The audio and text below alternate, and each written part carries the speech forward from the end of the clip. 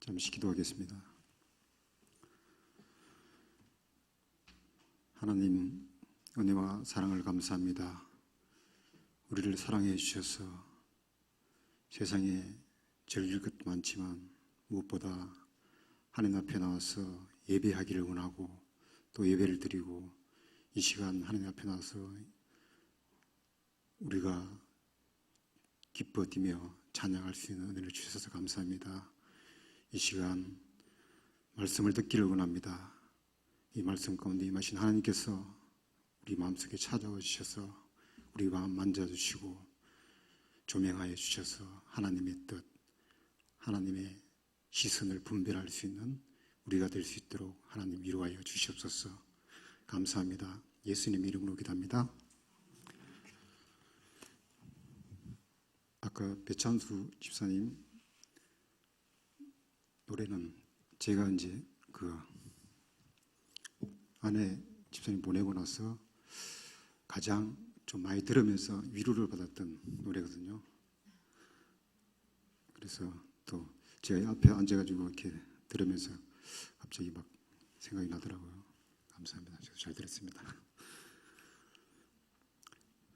예, 오늘 본문 야고보서는 깨끗하고 순수한 신앙은 고아와 가부를 돌봄으로 자신을 지켜 새 속에 물들지 않는 것이라고 이렇게 말합니다.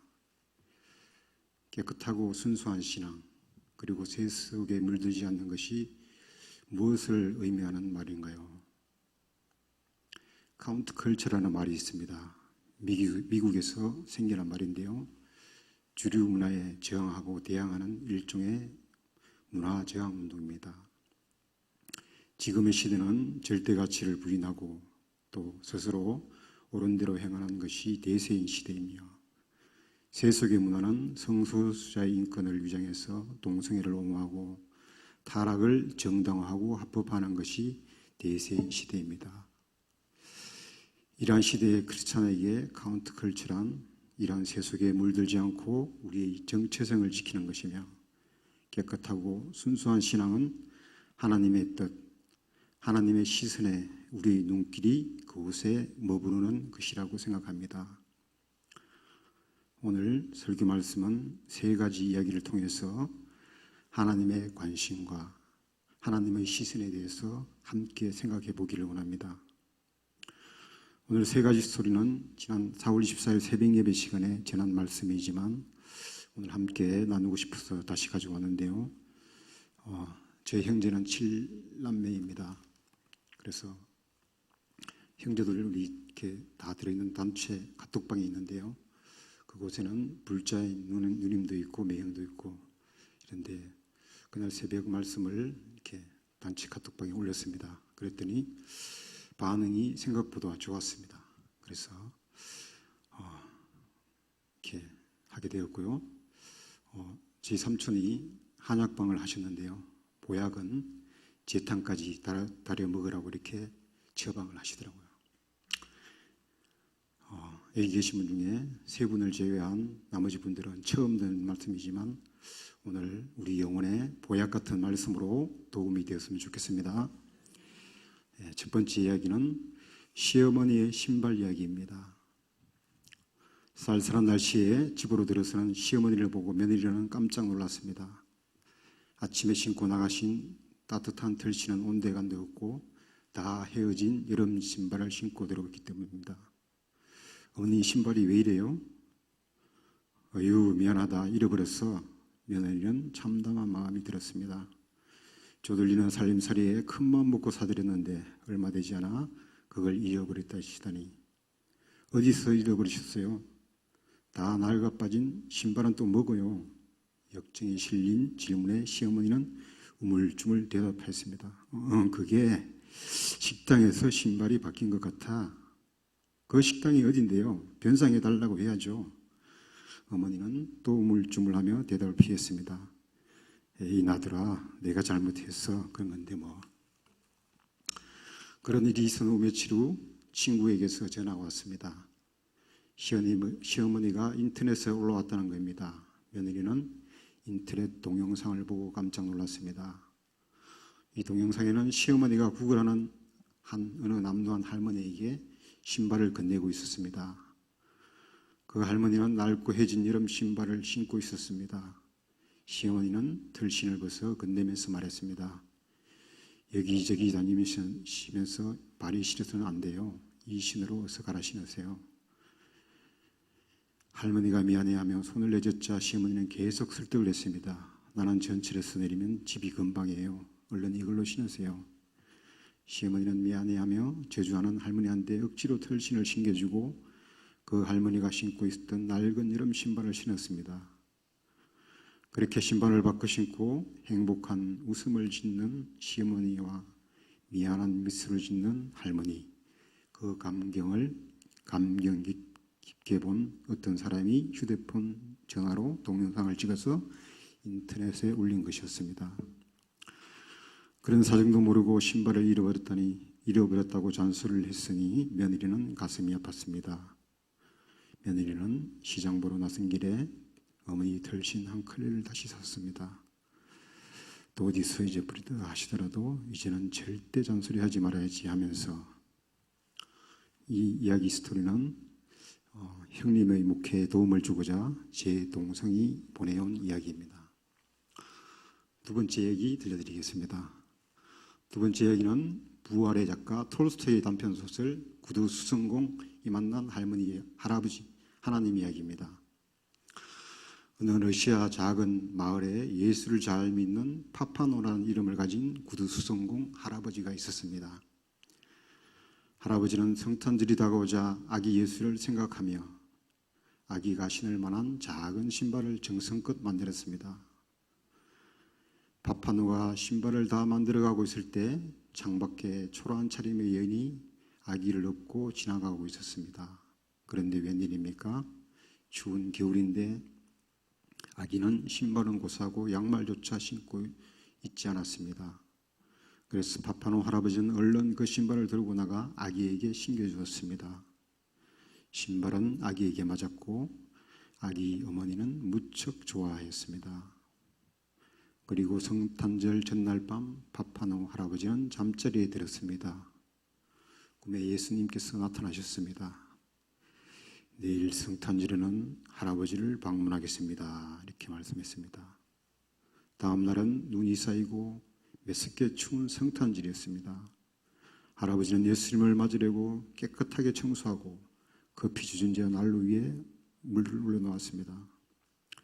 이른 아침 시간인데 거리에는 일하는 청수가 보이고 그래서 그를 불러들여서 난로에 따뜻한 물과 차가운 몸을 녹이게 하고 커피도 한 잔 따라줬습니다.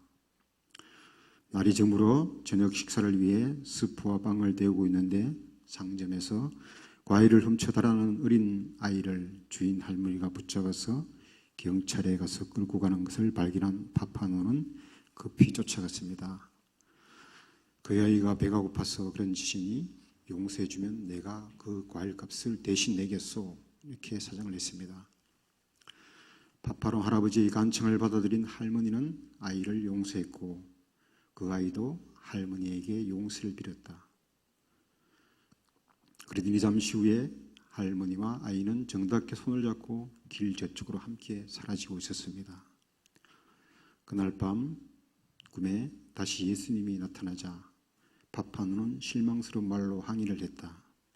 예수님, 오신다더니 왜 안 오셨어요? 예수님께서 말씀하셨다. 나는 할아버지를 찾아갔어요. 아기를 업은 여인으로, 청소부로, 그리고 배고픈 아이의 모습으로 갔었죠. 할아버지가 나에게 베풀어준 따뜻한 사랑 정말로 감사했어요. 라고 말씀하셨습니다. 지금 내가 만난 사람, 나의 이웃 사람이 하나님이 나에게 보내준 사람이 아닐까요? 성경은 나그네를 대접하는 일을 잊지 마십시오. 어떤 사람들은 나그네를 대접하다가 자기도 모르는 사이에 천사를 대접했다고 말씀하셨으며 또 지극히 작은 자에게 한 것이 곧 내게 한 것이라고 말씀하고 있습니다. 하나님의 관심은 언제나 거지, 고아, 과부 등 우리의 보살핌과 관심이 필요한 사람들입니다. 세 번째 이야기는 한 사람의 박수를 주제로 한 이야기입니다. 어떤 유명한 성악가에게 기자가 당신에게 가장 잊혀지지 않는 공연이 언제입니까? 하고 묻자 그는 이렇게 대답을 했습니다.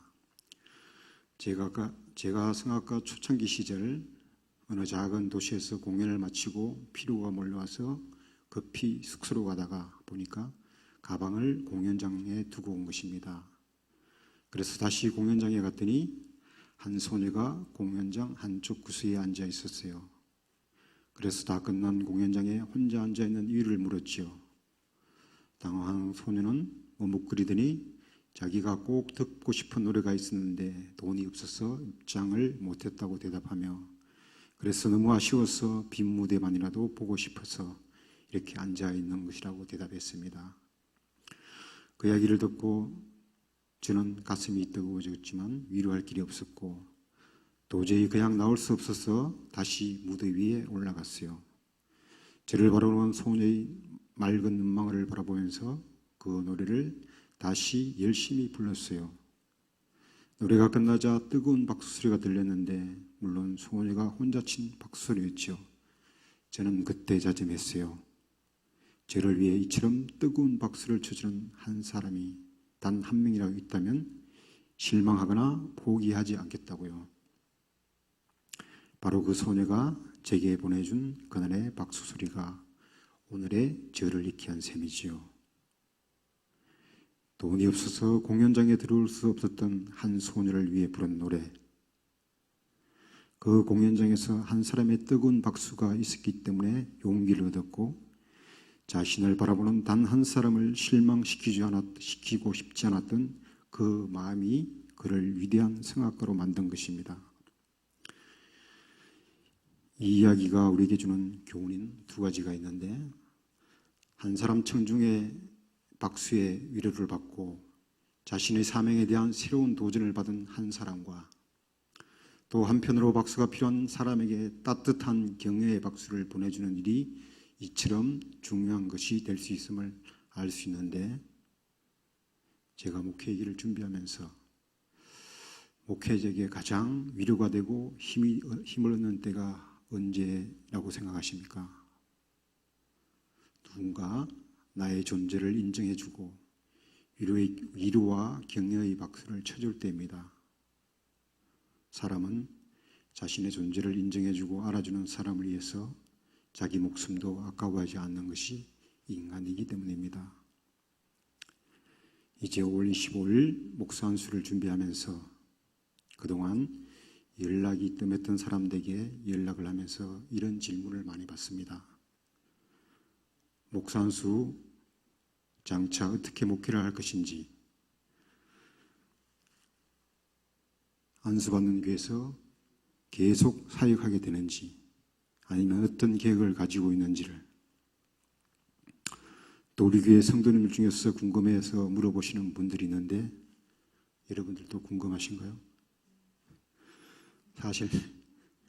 사실 저도 궁금합니다. 제가 분명하게 말씀드릴 수 있는 것은 하나님이 나를 불러주시고 23년의 훈련을 시키셨는데 목사 안수에 하나님의 뜻이 있다면 안수식을 준비하면서 하나님의 분명한 인도하심과 사역의 방향에 대한 시그널을 줄 것이라고 믿습니다.